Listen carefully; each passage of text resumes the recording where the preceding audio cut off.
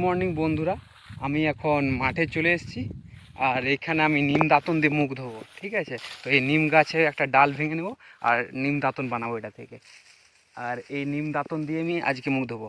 আর তোমাদেরকে একটা আরেকটা জায়গা দেখাচ্ছি, ঠিক আছে? চলো দেখাই তোমাদেরকে, দাঁড়াও। বন্ধুরা দেখো, এটাই সেই জায়গা, এই গাছটা। আর এখানে এখানে আমি প্রতিদিন আসি, আর এখানে এলে আমার মন ভালো হয়ে যায়। ছোটোবেলা থেকে এখানে আসছি, তাই ছোটোবেলার অনেক স্মৃতিও মনে পড়ে যায়।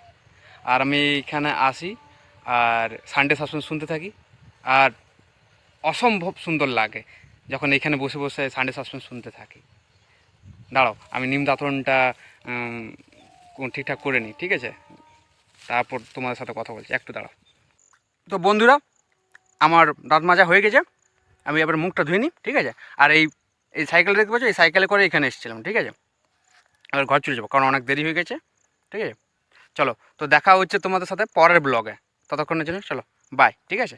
রাখলাম।